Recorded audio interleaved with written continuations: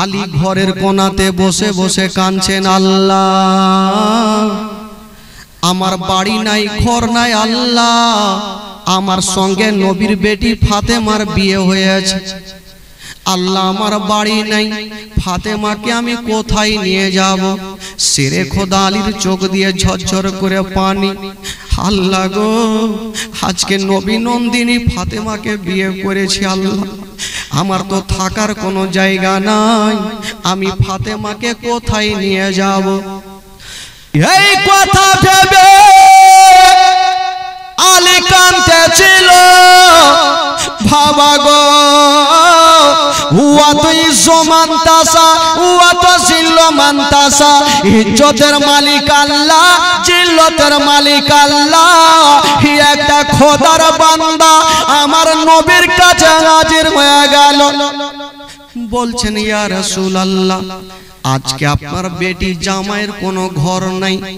নবী গো, আমার আল্লাহ আমাকে কয়েকখানা ঘর দিয়েছে, যদি পারেন নবী গো আপনার বেটি জামাইকে আমার বাড়িতে পাঠিয়ে দেন, যতদিন থাকবে কোনো ভাড়া লাগবে না। বাবা গো, আমার নবী রাজি হয়ে গেল। আলীকে ডাক দিয়েছেন, আলী চলে আসো। আলীর চোখ দিয়ে পানি ঝরছেন, আল্লাহ আমি নবী নন্দিনী ফাতেমাকে বিয়ে করেছি, আমি কেমন করে নবীর কাছে যাব? আমার নবী বলছেন, আলী চলে আসো। আলী চলে আসিল, বলছে আলী যাও ফাতেমাকে নিয়ে যাও। ফাতেমা যখন শ্বশুর বাড়ি যাবেন বন্ধুরা, আজকাল যখন মা বোনদের বিয়ে হয় গো, শ্বশুর বাড়ি যাওয়ার আগে মার বুকখানে লেগে যায়, ডুগরে ডুগরে কান্দে আর বলে, মা গো আজকে আমার বিয়ে হলো, মা আজকে আমি পরের ঘরে চলে যাব। মা মা বেটিকে বুকখানে ধরে গালে মুখে চুমা খাবেন বন্ধুরা, সান্ত্বনা দেবে। ফাতেমা যখন যাবে গো, হঠাৎ করে ফাতেমার চোখ দিয়ে যেন পানি থামলো না। আমার নবী মুস্তাফা বলছেন, ফাতেমা বেটি তুমি কাঁদছো কেন মা বলো? বলছেন, আব্বা গো আজকে আমি শ্বশুর বাড়ি যাচ্ছি, আব্বা আব্বা গো আমার মা নাই যে আমি মার বুকে ঢুকে যাব। আব্বা যদি আমার মা থাকতো, আমার মা বুকখানে লাগাইয়া আমার কপালে চুমা দিয়ে দিত। আব্বা আমার মা নাই, কেমন করে আমি যাব? হায় রে আমার নবী মুস্তাফা বলেছিলেন, মা তুমি কান্দিও না, চোখের পানি ফেলিও না রে মা, তোমার মা নাই তো কি রে মা, আমি তোমার আব্বা বেঁচে আছি, মা তুমি কান্দিও না। ওরে বেটি ফাতেমা, আমি সব সহ্য করিব, তোমার চোখের পানি দেখতে পারবো না। কোন কিতাবে লিখছেন 15.5 বছর, আর কোন কিতাবে লিখছেন কয় বছর বললাম? 16 বছর।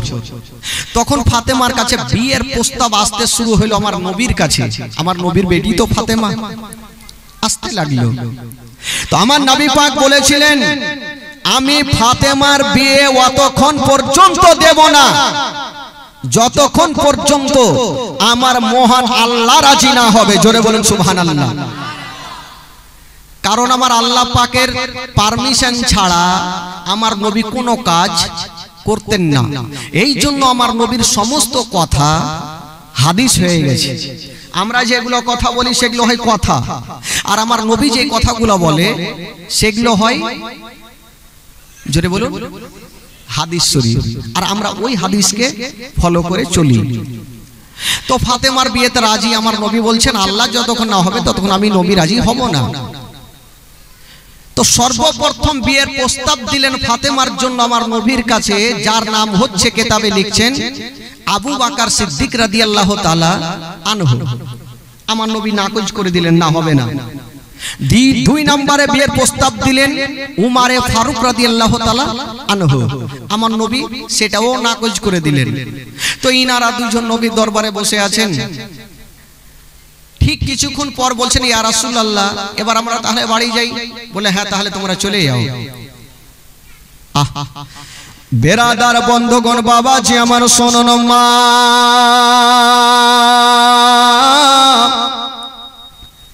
ইনারা দুইজন যাবার জন্য বাবা রাস্তা ধরেছেন বন্ধুরা। অল্প আগিয়ে গিয়েছেন আবু বকর বলছেন ওমর আমরা নবীকে এতই ভালোবাসি আর নবী আমাদের এতই ভালোবাসেন আজকে বিয়ের প্রস্তাব দিলাম নবী নাকচ কেন করে দিলেন নবী কি আমাদের ভালোবাসেন না উমর বলছেন আবু বকর হয় না হয় আমার আল্লাহ রাজি নাই এই জন্য আমার নবীও রাজি হলেন না উমারে ফারুক বলছেন আবু বকর হয়তো আমার আল্লাহ রাজি নাই এই জন্য নবী রাজি হলো না উমারে ফারুক একটা কথা বলেন আবু বকর আমিও বিয়ের প্রস্তাব দিয়েছি তুমিও বিয়ের প্রস্তাব দিয়েছো নবী নাকচ করে দিয়েছেন কিন্তু আমাদের মধ্যে এমন একজন ব্যক্তি আছে গো উনি যদি বিয়ের প্রস্তাব দেয় তবে নবী রাজি হয়ে যাবে সেটাকে বলো সেটা হলো শেরে খোদা আলী আবু বকর বলছে তোমার মাথা খারাপ আমাদের গাড়ি আছে বাড়ি আছে ধন দৌলত সব আছে আর আলী তো হলো একজন নবীর বাড়ির চাকর গোলাম ওই গোলামের সঙ্গে বাদশার বেটির বিয়ে দিবে এটা জীবন আমি মানবো না উমারে ফারুক বলছেন আবু বকর পয়সার ঘামান দেখায়ও না আমার আল্লাহ যদি সেইটাতে রাজি হয় তবে আমার নবীও রাজি হয়ে যাবে এই কথা বলতে নাই উমারে ফারুক বলছেন আবু বকর তাহলে দেরি করো না তাহলে একবার চলো নবীর ওই কি বলে আলীর কাছে চলো ইয়ারা দুইজন যুক্তি করে বাবা যাচ্ছেন আমার আলীর কাছে ইনারা যাচ্ছেন ও ভাই ও ভাই বসো বসো একটু শুনেন ভাই কেউ কথা বলবে না যুবক ছেলে তো বহুত আছে ভাই শুনেন জীবনী এরা দুইজন যুক্তি করে আমার আলীর কাছে যাচ্ছেন যে নবীর বেটি ফাতেমার জন্য বিয়ের প্রস্তাবে দেওয়ার জন্য এরা অর্ধেক রাস্তা যেতে নাই আমার আল্লাহর অর্ডার হয়ে গেল আল্লাহ বলে জিবরিল দেরি করো না বলছেন আল্লাহ কেন বলো তাড়াতাড়ি করে আমার নবীর কাছে চলে যাও আমার নবীকে জানিয়ে দাও যে আলী ফাতেমার জন্য বিয়ের প্রস্তাব নিয়ে আসবে তুমি জানিয়ে দিও বাবা গো তবে আলীর কাছে যাওয়ার আগে বেরাদার বন্ধুরা ইয়ারা দুইজন আলীর কাছে হাজির হইল আমার আল্লাহ বলার আগে দুইজন আলীর কাছে গিয়ে বলছেন আলী আমাদের মন বলে দিল বলে ভাই তুমি বিয়ের প্রস্তাব নিয়ে যাও ফাতেমা বড় হয়েছে নবী হয়তো রাজি হবে তো আলী বলছে তোমাদের মাথা খারাপ আচ্ছা তোমরা কি বিয়ের প্রস্তাব নিয়ে গেছিলে বলে ভাই আমরা গিয়েছিলাম নবী কিন্তু রাজি হন নাই আলী বলছে ভাই আমি যাব না বলে কেন বলে তোমাদের টাকা আছে পয়সা আছে বাড়ি গাড়ি সব আছে যদি তোমাদের সঙ্গে রাজি না হয় আমি হলাম একজন নবীর বাড়ির চাকর নবীর বাড়ির গোলাম আমার সঙ্গে রাজি হবে কি করে বাবা গো ইয়ারা দুইজন মিলে আলীর হাতখানা ছাড়ে না আর আলী বিয়ের প্রস্তাব নিয়ে আমার নবীর কাছে যেতে চাই না यारा दुईजन बोलছে আলী তুমি চলো শুধু বলো তো শেরে খোদা আলী বলল দেখো ভাই আমাকে তোমরা নিয়ে যাবে তো বলে হ্যাঁ যাব বলে দেখো নবীর দরবারে যাব ঠিক তো বিয়ের কথা আমি বলবো না यारा দুইজন বলছে বিয়ে করবে তুমি তো তুমি বলবে না তো কে বলবে বলে ভাই আমার তরফ থেকে তোমরাকে বলতে হবে তো यारा দুইজন পেশালে আলোচনা করছে একে আগে লিয়ে তো চল গিয়ে ফাঁসিয়ে দিব কিছু লোক থাকে না যখন মারপিট লেগে গেল মারপিট লাগার আগে ওই লোকটাকে দেখবেন মার ধর মারপিট যখন লেগে গেছে ওই লোকটা উড়ে গেছে বাড়ি কিছু লোক থাকে না নৌকাতে নামিয়ে দিল তারপরে হাওয়া এরা দুইজন বলছে আলীকে আগে লিয়ে তো চল নবীর দরবারে যখন যাব আমরা কথা বলবো না আলীকে বলতেই হবে আর আলী বারবার করে বলছে দেখো ভাই ফাইসালা করে যাচ্ছ ওখানে কিন্তু আহা উহু করবে না বিহার কথা তোমরাকে বলতে হবে ইয়ারা দুইজন বলল ঠিক আছে চিন্তা নাই ও গো আলী গো বলো তাহলে নবীর দরবারে চলো। বাবা গো ইয়ারা তিনজন যুক্তি করে যাচ্ছেন আমার কি বলে নবীর কাছে। ওইদিকে আল্লাহর অর্ডার হয়ে গেল। আল্লাহ বলে জিবরাইল দেরি করো না, তাড়াতাড়ি করে আমার নবীকে জানিয়ে দাও। বলল কি এখনই আলী আসছে বিয়ের প্রস্তাব নিয়ে, তুমি নবীকে জানিয়ে দাও যে ফাতেমার বিয়েতে আমার আল্লাহ রাজি হয়ে গেছে। নবী গো আপনিও রাজি হয়ে যান। জোরে বলুন। আমার আল্লাহ বলছে যাও তুমি জানিয়ে দাও আমার নবীকে যে আলী বিয়ের প্রস্তাব নিয়ে আসে। আলী এখনো যায়নি, তার আগে যাও জানিয়ে দাও যে আলী আসছে, তুমি বিয়েতে রাজি হয়ে যাও, যেন আমার আল্লাহ রাজি হয়ে গেছে। বাবা জিবরাইল আমিন ফেরেশতা সাকরা হাজির হয়ে গেল, আমার নবীকে সালাম জানিয়ে দিলেন। আসসালাতু ওয়াসসালামু আলাইকা ইয়া রাসূলুল্লাহ, আসসালাতু ওয়াসসালামু আলাইকা ইয়া হাবিবাল্লাহ। নবী বলে জিবরাইল বলো ভাই কি খবর? বলছেন নবী গো এখনই আলী আসতেছে ফাতেমার জন্য বিয়ের প্রস্তাব নিয়ে, নবী গো আপনি রাজি হয়ে যান, আমার আল্লাহ রাজি হয়ে গেছে। এই কথা বলে দিয়া বাবা জিবরাইল চলে গেল। আর ইয়ারা তিনজন যুক্তি করে আমার নবীর দরবারে হাজির হয়ে গেল। আচ্ছা এরা তিনজন যে গেল, আচ্ছা বলুন কিসের জন্য গেল ভাই? জোরে বলুন কিসের জন্য? হ্যাঁ ফের বাঙ্গাল তো চিনতে বুঝতে জানি না ভাই, আমিও ভাববো যে আপনারা বুঝতে পারছেন কি। আচ্ছা আমার ভাষা বুঝতে পারছেন তো? কাউরি অসুবিধা হয় না তো চাচা? মাশাআল্লাহ, তাহলে ভালোই বুঝেন। তো এরা তিনজন গিয়ে নবীর দরবারে কিন্তু একটা পাথরের মতো দাঁড়িয়ে গেল, কেউ কোনো কথা বলে না। আমার নবী বলছেন আবু বকর বলো কেন এসেছো? আবু বকর বলছে মানে আমি জানি না। উমর বলো কেন এসেছো? উমরও বলছে মানে ও জানে না। আচ্ছা তোমরা জানো না কি বলবে? শেরে খোদা আলী বলছে দেখো করবা না, ঠিকঠাক উত্তর দাও, বাড়িতে ফাইসালা করে এসছো, এখন কেন করছো বলো? আমার নবী বলছেন আলী আচ্ছা এরা আহু কেন করছে? আচ্ছা আবু বকর কি জোর কিসের জন্য এসেছো বলো? আবু বকর বলছে নবী গো আমি বলবো না কেন এসেছি, এই কথাটা আলী বলবে। আলী বলছে এই তো ফাঁসিয়ে দিল। আচ্ছা উমর তুমি বলো তুমি কেন এসছো? উমরে ফারুক বলছে ইয়া রাসূলুল্লাহ আমারও ক্ষমতা নেই, আমি বলবো না, এই কথাটা আলী বলবে। আলী চিন্তা করছে তো ফাঁসিয়ে দিল ভাই। আলী ভাবছে যে কি করি। আমার নবী বলছেন আবু বকর তোমার কাছে শুনবো না, উমরের কাছে শুনবো না, আলী তোমার মুখ থেকে শুনবো বলে তুমি কেন এসেছো? আলী বলছে বেকার হয়ে গেলাম।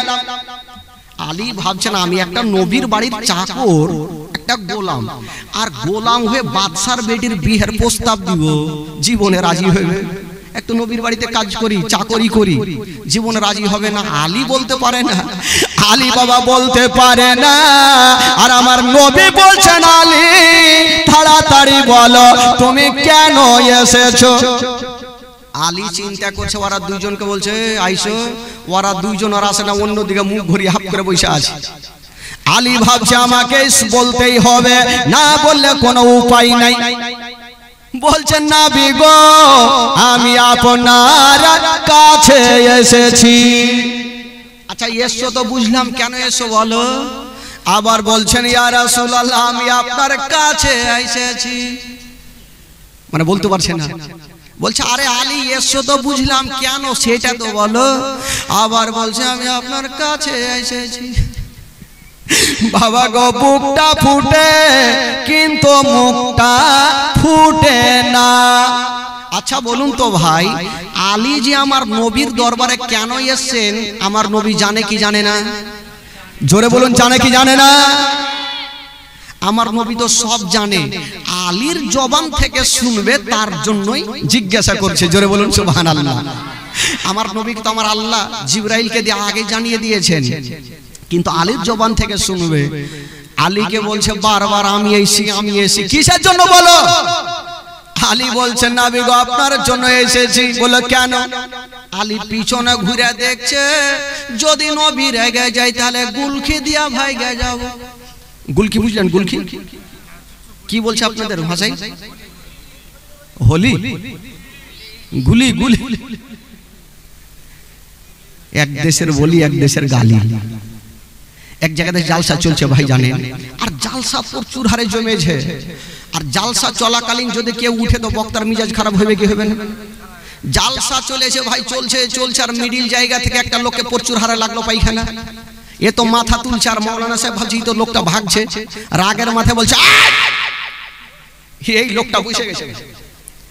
সব থামা যাবে, পায়খানা থামা যাবে না।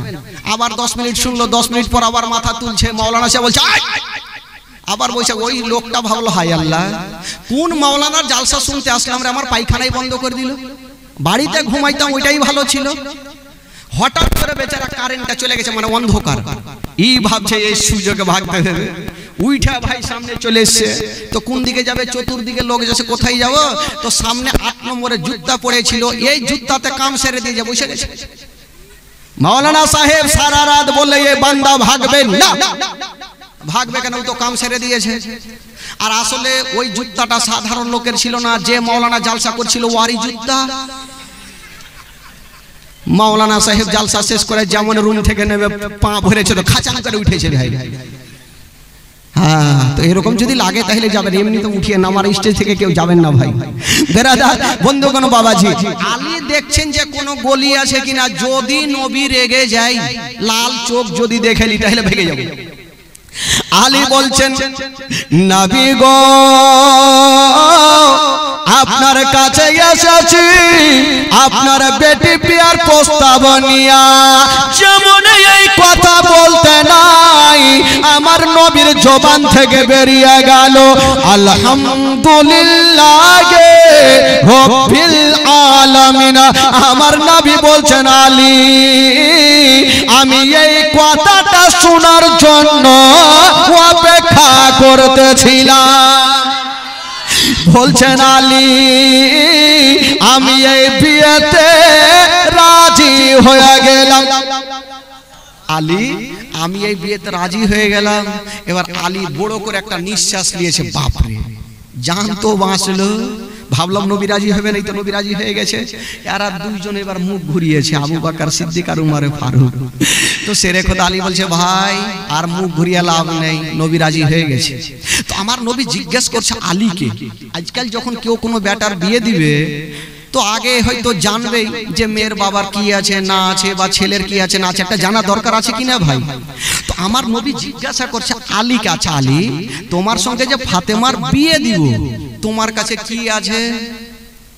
আলী বলছেন নবী গো আমার কাছে এমন জিনিস আছে অন্য জনের কাছে পাওয়া যাবে না।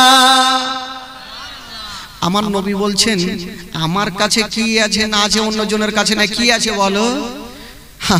আলী বলছেন ইয়া রাসূলুল্লাহ আমার কাছে দ্বীনের নবী মুস্তাফা আছে, আমার কাছে মামেনার কলেজা টুকরো আছে, আমার কাছে আব্দুল্লাহর নয়নতারা আছে, আমার কাছে আপনি আছেন নবী গো, আর আমার কোনো জিনিসের দরকার নেই।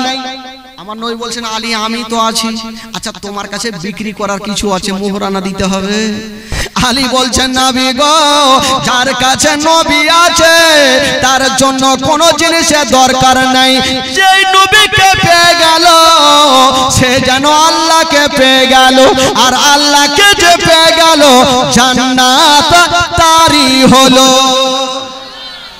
তো যে নবীকে পেল তার জন্য জান্নাত জাহান্নামের দরকার নাই।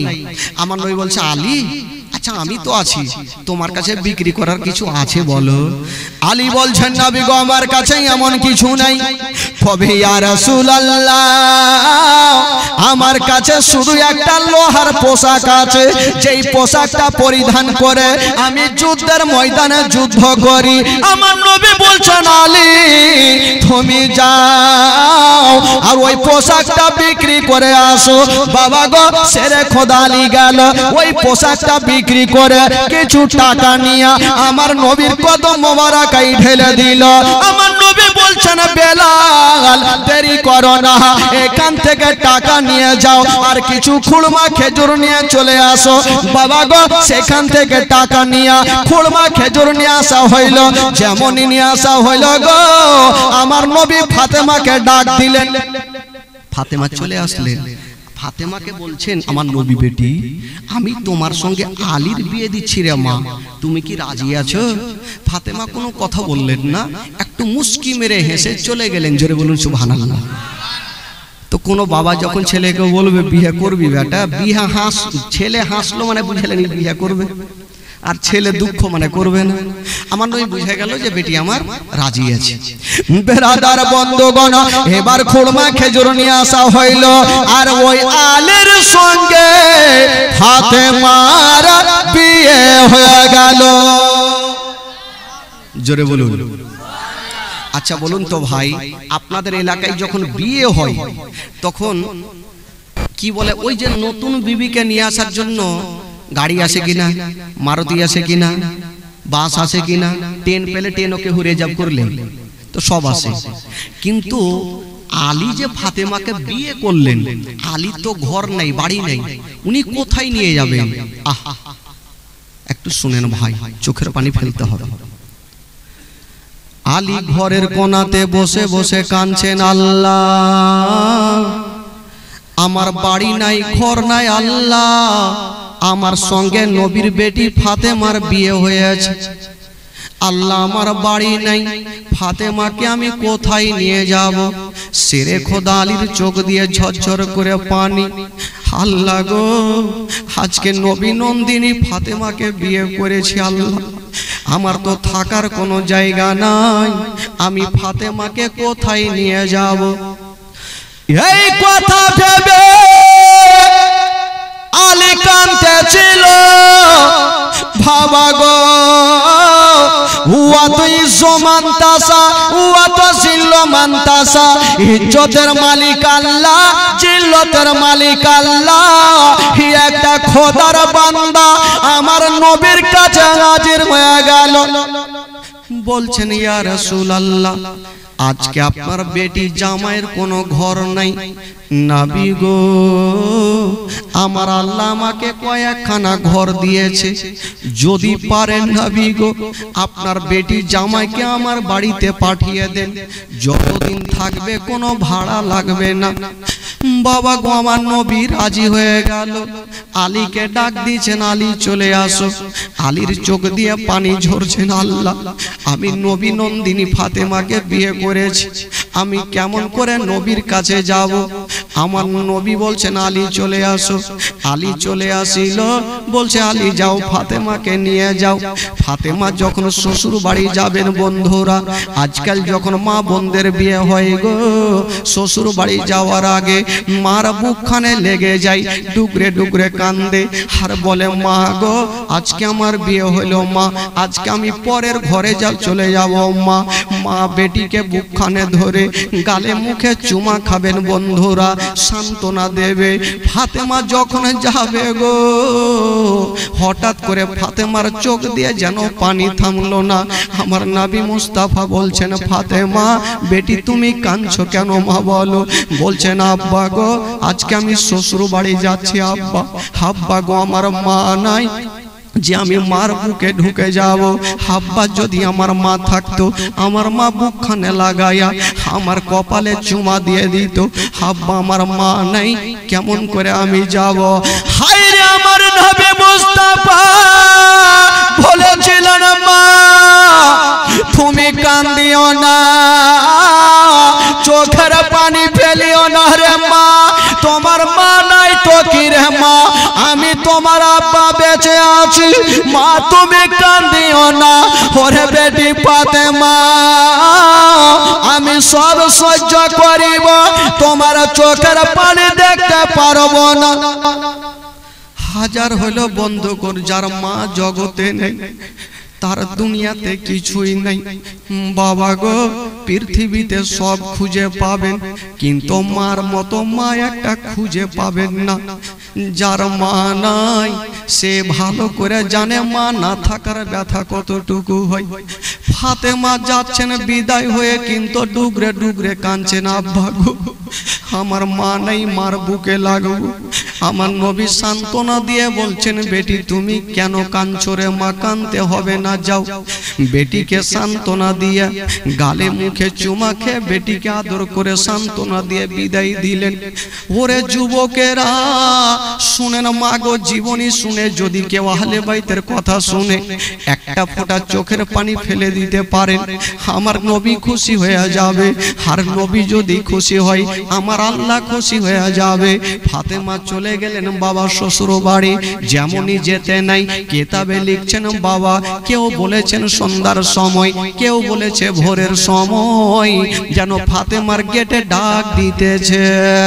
যেমনই ডাক দিচ্ছেন বন্ধুরা, ফাতেমার গেটে টক টক করে আওয়াজ। ফাতেমা যেন কানটা কাড়া করে দেখছেন, আল্লাহ এত ভোরের টাইমে আমার গেটে কে চলে আসিল জানি না। আমার আব্বা 5 মিনিট না দেখলে আমার আব্বা থাকতে পারে না, আমাকে না দেখলে আমার আব্বার শান্তি হয় না। দেখি আমার আব্বা নাকি চলে এসেছে। যেমনই গেটটা খুলে দেখছেন মা, গেটটা যেমনই খুলেছেন আমার নবী দাঁড়িয়ে আছেন, আর আমার নবীর দুটা চোখ দিয়ে ঝরঝর করে পানি ঝরছে। ফাতেমা বলছেন, আব্বা গো আপনি কাঁদছেন কেন? আব্বা বলুন আপনার চোখে পানি কেন? বলেছিলেন, ফাতেমা একবার তুমি আমাকে ঘরে নিয়ে চলো মা। আমার নবীকে ঘরে নিয়ে গেলেন। আমার নবী বলছেন, ফাতেমা আজকে আমি দেরি করব না, 1 লোটা পানি এনে দাও মা। পানি নিয়ে আসা হইল। আমার নবী সেই পানিতে একটা দম দিয়া বাবা গো ফাতেমার চেহারাতে ছিটা মেরে দেওয়া হইল। আলীকে ডাকা হইল, আলীর চেহারাতে ছিটা মেরে দেওয়া হইল। যেমনই পানি ছিটা মেরেছেন মা গো, ও গো যুবক বন্ধুরা, আমার নবী ছিটা মারার পরে বলছেন, ফাতেমা আমি চললাম রে মা।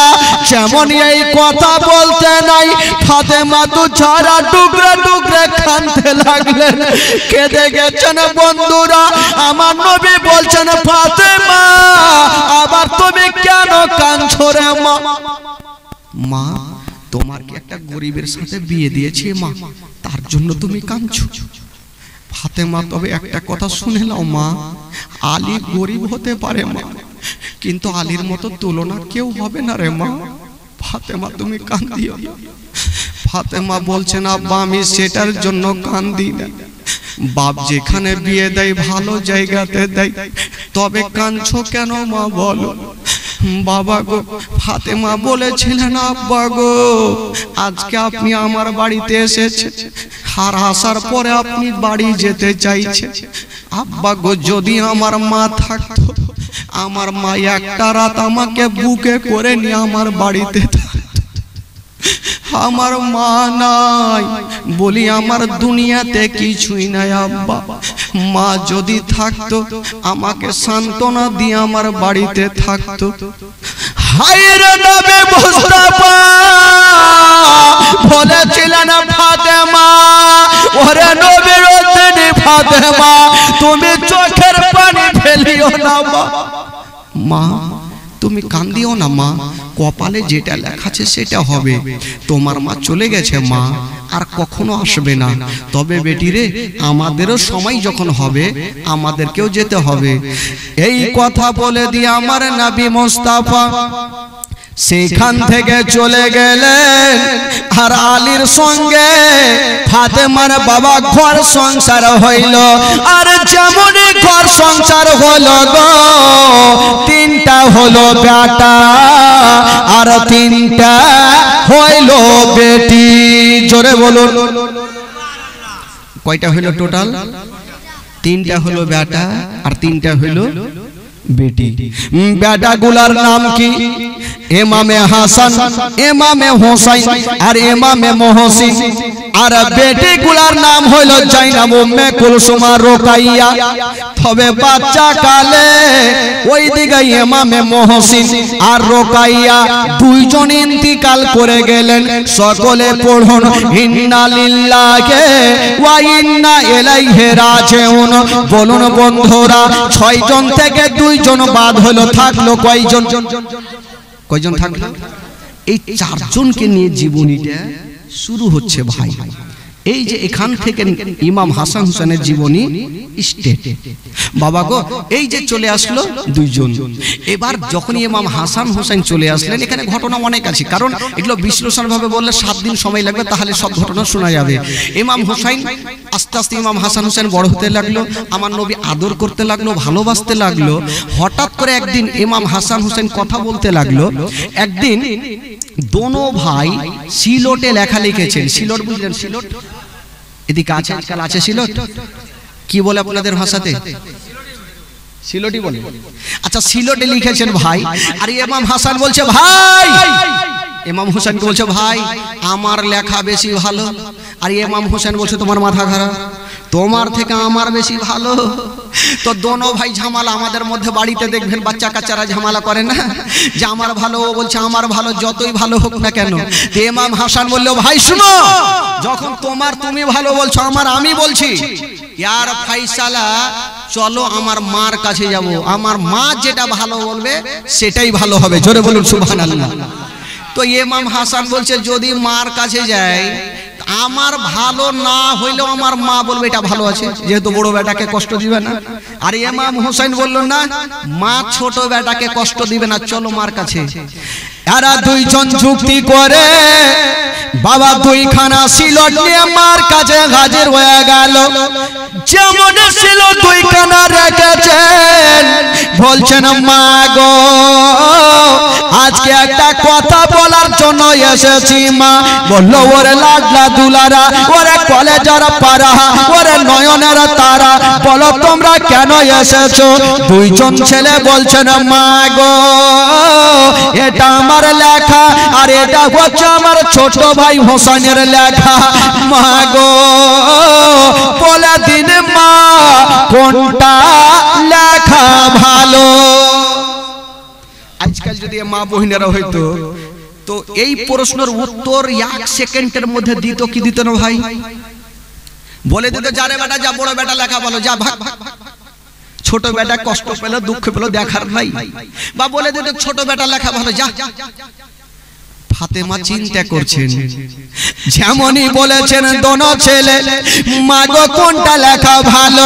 হাইরে নবী নন্দিনী ফাতেমা একবার বাবা বড় বেটা হাসানের দিকে দেখছেন, একবার বড় ছোট বেটা হোসেনের দিকে দেখছেন। ইমাম হাসান বলছেন মা গো আমারটা ভালো, ইমাম হোসেন বলছেন মা গো আমারটা ভালো। হাইরে নবী নন্দিনী ফাতেমা ভাবছেন আল্লাহ গো, এখন যদি আমি বলে দিই ইমাম হোসেনের লেখা ভালো, ইমাম হাসান কষ্ট পাবে। আর যদি বলে দিই ইমাম হাসানের লেখা ভালো, ইমাম হোসেন কষ্ট পাবে। আল্লাহ আমি মা কোন বেটাকে কষ্ট দেব না। জোরে বলুন।